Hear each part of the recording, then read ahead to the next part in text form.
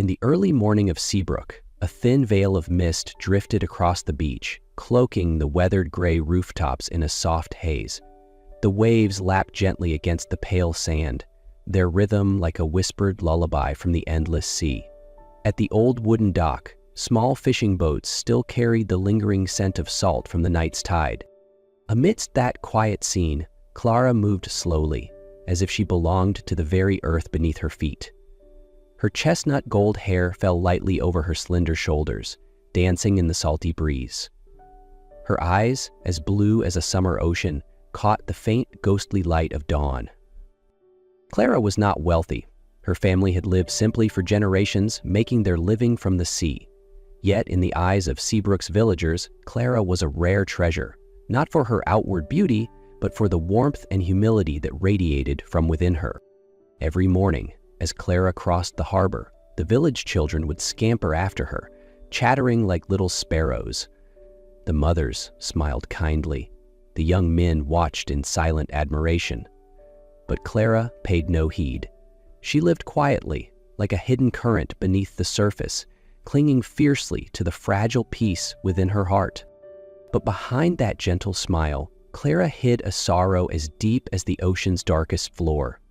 Her mother, a woman whose eyes once sparkled with warmth and whose voice was as comforting as the morning sun, had left this world when Clara was only 10 years old. That loss carved a wound in her heart that never truly healed, silently bleeding through the passing years.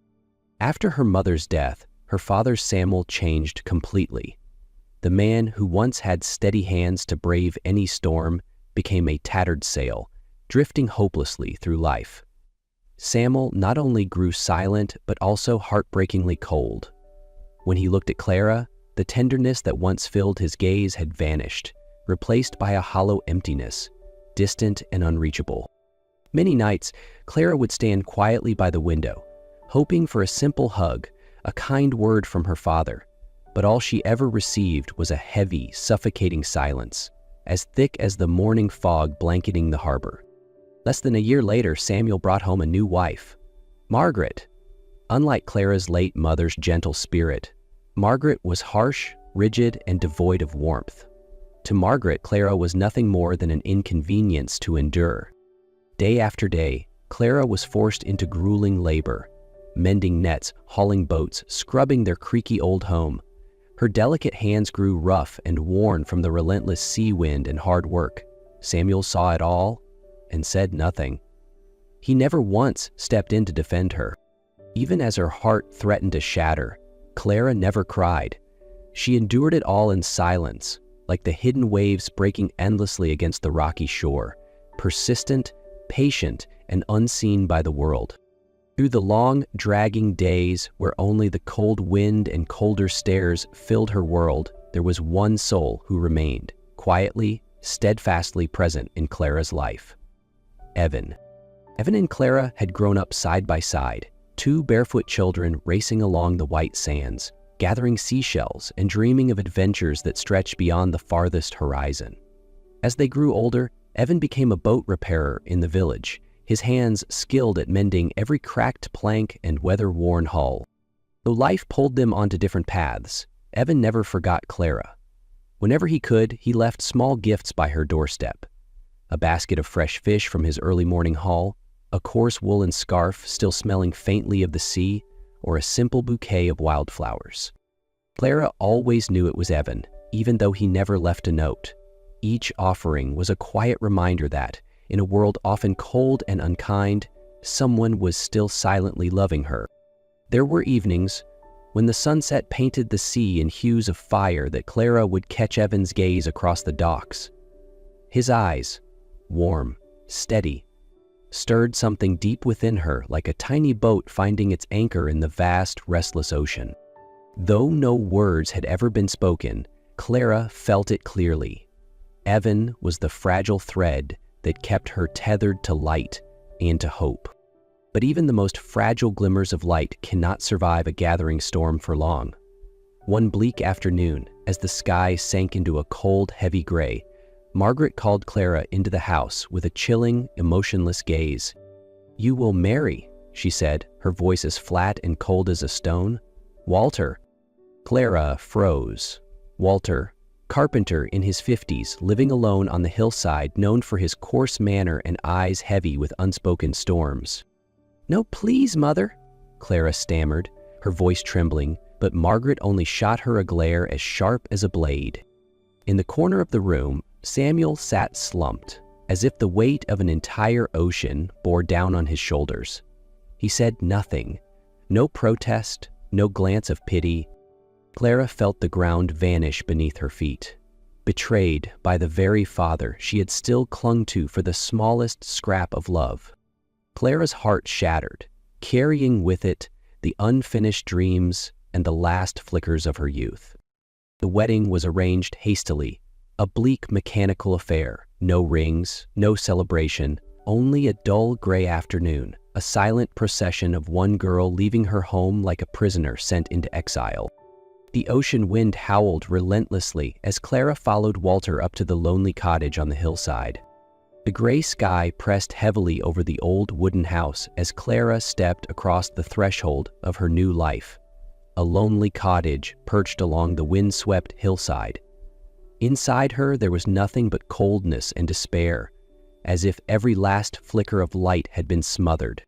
Walter led her in without a greeting, without even a glance. The air smelled of salt and rotting wood, seeping into Clara's very breath. She sat quietly on a worn-out chair, clutching the hem of her dress tightly as if trying to hold onto some fragile shred of warmth. Walter, too, sat down, keeping a wide distance, his eyes heavy and distant like a stormy sea. Silence stretched between them, broken only by the wail of the wind through the cracked windows. Then, in that vast silence, Walter spoke, his voice rough and trembling. "Clara, I can't let you live under a lie." Clara lifted her head, startled. Her heart pounded against her ribs. Walter spoke slowly, each word burdened with years of regret. He told her he was not merely the man Margaret had selected to discard her burden long ago, that he had once loved Clara's mother, once dreamed of a life behind her, but crushed beneath family pressure and society's chains, he had been forced to leave her behind. When he learned of Clara's birth, it was too late. Every door had slammed shut. For years, guilt and longing gnawed at him from within. And now, Walter had chosen the only way he knew to protect Clara, even if it meant bearing her hatred. Clara sat frozen. Waves of anger, sorrow, and confusion surged within her. Part of her wanted to run, another part yearned to forgive. Clara tore out of the wooden cottage, her breath ragged in her chest, her heart splitting apart. She ran blindly down the damp gravel roads, all the way to the beach, where the night waves crashed furiously against the cold, empty shore. She collapsed onto the wet sand, clutching the tarnished silver necklace around her neck, the last gift her mother had left behind. Hot tears streamed down her face, lost in the salt-soaked wind, torn from her chest in broken sobs. At that moment, through the mist, a faint lantern glow appeared. Evan was rowing his small boat back from a late-night fishing trip. When he saw Clara curled up on the beach, her face streaked with tears, Evan dropped his oars and sprinted toward her.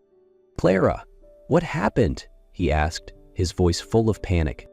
Clara couldn't answer. She only cried harder. Evan gripped her shoulders gently, letting her lean against his steady frame. "I'm here. You don't have to face this alone anymore." Silently, he guided her back toward the village. They said nothing. The only sounds were the howling wind and the crunch of gravel beneath their feet. When they reached Samuel's house, Clara pulled away from Evan, her eyes blazing with raw anguish. She burst inside, facing Samuel by the dim firelight, her voice breaking. "Tell me the truth." Samuel lifted his head, startled. He didn't answer right away. Instead, he rasped, his voice low. "The truth about what, Clara?" Choking back sobs, she cried, "About Mother, about me, about everything." Silence swallowed the room like a heavy fog. At last, Samuel exhaled slowly, his face sagging under years of hidden sorrow. "It's true, I loved your mother, but she didn't love me. When Walter was forced away, I agreed to marry her, and I raised you as my own." His words swept through Clara's heart like a freezing wind. She collapsed to the floor, burying her face in her hands, letting the tears fall freely. After leaving Samuel's house, Clara walked in heavy silence, with Evan quietly at her side, asking no questions. They made their way back to the lonely wooden cottage on the hillside, where Walter was waiting. The faint glow of a lamp flickered weakly through the cracked window. Clara paused at the doorstep, her hand trembling around the old necklace her mother had given her. Evan gave her a gentle squeeze on the shoulder, a silent offering of strength. Taking a deep breath, Clara pushed open the door. Walter sat by the fireplace, his thin shoulders trembling under the flickering light. Clara stared at him for a long moment. Her eyes no longer burned with furious anger. Only a deep, exhausted sadness remained. No one spoke. No apologies were needed. In that quiet room, every heart bled silently from unseen wounds. The days that followed passed in a fragile silence, as if a delicate thread hung between Clara and Walter, threatening to snap with the slightest breath. Clara avoided Walter's gaze whenever they crossed paths. She shrank into the small room next to the kitchen, quietly keeping herself busy, tending the fire, mending the frayed tablecloth, sweeping the dust from the darkest corners of the house. Every action seemed a quiet, desperate attempt to reclaim some scrap of warmth in this cold, hollow world. Walter made no demands. He quietly patched the leaking roof, replanted the withered flowers by the porch. These small, wordless acts carried more sorrow and longing for redemption than any apology could. Some evenings, Clara would sit by the fire, listening to Walter's frail cough echo from the shadowed bedroom. The sound clawed at her, planting something confusing and aching inside her, a mixture of pity and sorrow. Forgiveness did not come easily. It was not a brilliant moment of revelation, but a slow, grueling journey over jagged ground. There were times Clara thought she might drown in her anger and hurt, but on the coldest nights, when she caught sight of Walter's stooped silhouette trembling under the pale moonlight, she realized he was not her enemy.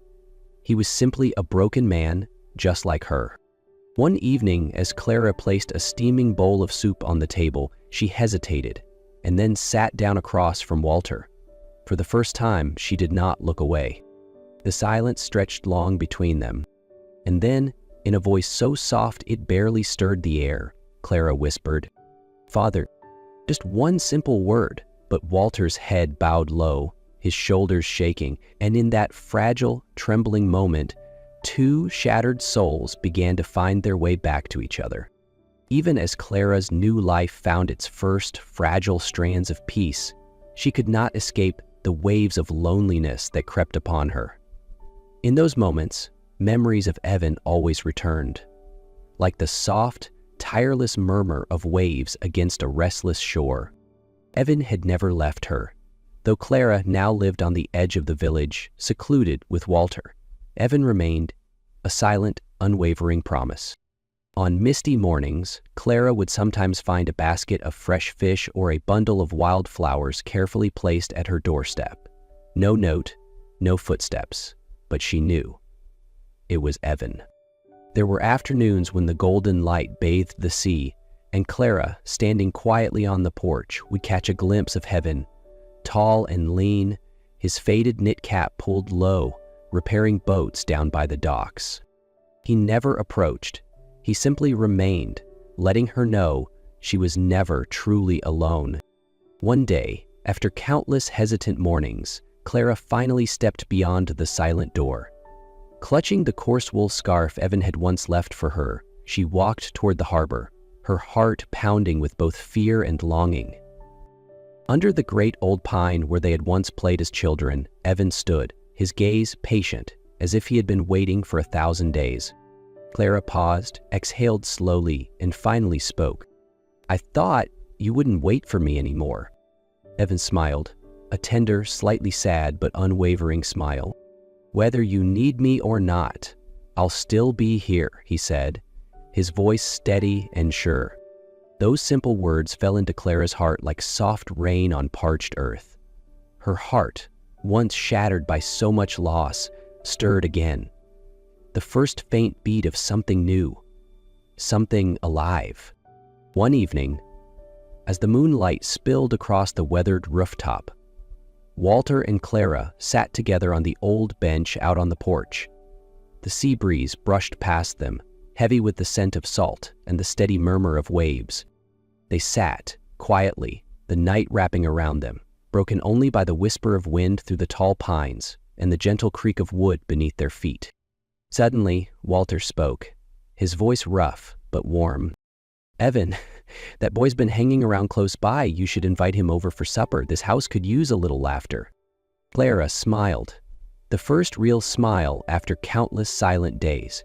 Her heart, still bearing so many scars, trembled softly at the simple suggestion. The next morning, Evan came. He carried a basket brimming with fresh sea fish, his eyes shining brightly under the morning sun. That evening, the house was filled with a strange, tender warmth. Clara quietly placed extra portions on Evan's plate, and Walter sat back, watching them both with a gaze that was part measuring, part affectionate. After the meal, Walter gave a small nod, motioning Evan to follow him outside onto the porch. The night wind had picked up, but Walter's spirit was steady. He looked Evan straight in the eye, his voice dropping low. "There's something you ought to know. Clara, she's my real daughter." Evan froze, his hands balling into fists, then slowly loosening. After a long breath, he stepped forward and grasped Walter's hand firmly. "You can trust me," Evan said, his voice steady and sure. "I will protect her. I'll make her happy for the rest of my life." Walter stared at him for a long, heavy moment, then nodded, his eyes glinting under the moonlight. In that moment, two men, separated by years, bound by love, found a silent, unwavering agreement for the girl who held both their hearts. When Walter and Evan returned inside, the atmosphere had shifted. Softer, gentler, as if even the wind outside had hushed to listen. Clara looked up at Evan, her eyes glimmering in the dim light from the hearth. Though she asked no questions, she seemed to sense that something deeply important had just passed between the two men.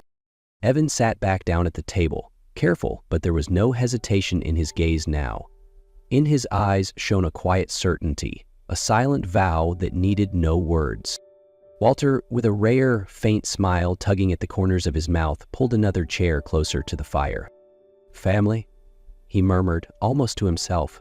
"Sometimes it's just a table, and the ones willing to sit together at it." Clara smiled softly, her heart easing, like a sail catching a gentle breeze after a long and harrowing storm. That night, when Evan rose to leave, he paused at the doorstep, looking at Clara for a long, steady moment. "I'll always be here," Evan whispered, the promise light as breath, yet etched deep into Clara's soul like a warm, hidden spring. Clara only nodded, her fingers clutching the hem of her dress as if to hold on to the warmth blooming inside her chest. In the little weathered house, between shadows and flickering light, a new chapter quietly began. A chapter built on trust, on hope, and on silent promises stronger than any spoken oath. The days that followed turned like pages from a gentle book, each morning awash with sunlight, each evening scented with salt and sea breeze. Clara and Evan often met by the old dock, where the waves lapped softly and the nets dried under the open sky. One afternoon, as the sun sank red and low against the horizon, Evan reached for Clara's hand, his eyes full of 1,000 unspoken words. "I have something for you," he said, his hand trembling slightly. From his pocket, Evan pulled out a simple silver ring, its band etched with tiny, delicate waves, rustic, yet meaningful. "Clara," Evan said, his voice rough with emotion, "you have been the only light guiding me through my darkest days. If you'll allow it, I want to build a life with you, one where you'll never have to be afraid or alone again." Clara choked up, tears shimmering at the corners of her eyes. She needed no grand speeches, for the answer had long been clear in her heart. She nodded. Soft but sure. and Evan slid the ring onto her finger with hands still rough from years of labor, trembling now only from pure, unfiltered joy. That evening, they returned to the small wooden house, where Walter sat on the old porch bench. When Clara shared the news, a quiet light bloomed in the old man's weary eyes. Walter smiled, resting a hand on both Evan's and Clara's shoulders. "It's time," he said softly, "for the ships to find their harbor." The wedding took place on a warm morning with soft sunlight spilling across Seabrook's golden beach. Friends and neighbors gathered, bringing wildflowers and heartfelt, simple blessings. Clara walked through the whispering pines in a plain, white dress, her eyes alight with newfound hope. Evan waited under an arch woven from sea vines, the wedding ring clutched tightly in his palm. After Clara and Evan exchanged vows, Walter stepped forward, holding an old silver key. "This is my wedding gift to you both," he said, his voice trembling with emotion. "This house and the land by the sea, they are yours now." Clara wept in Walter's arms, while Evan grasped his hand firmly, his heart full of gratitude. A gentle hush settled over the gathering. Walter looked around at the smiling faces, his heart heavy with memories, before his gaze drifted toward the endless horizon. "Perhaps it's time you knew the truth," he said. "I once owned a great shipyard, wealth, power, all of it." He paused, the sadness in his voice deeper than the tides. "But I lost the woman I loved most because of pride and pressure. After that, I left it all behind, living simply, waiting for a chance to make it right." Clara squeezed Evan's hand tighter, her eyes brimming with tears. On that windswept shore, 3 souls who had once been lost to grief found their way home. A home rooted in forgiveness, nurtured by hope, and forever anchored by love.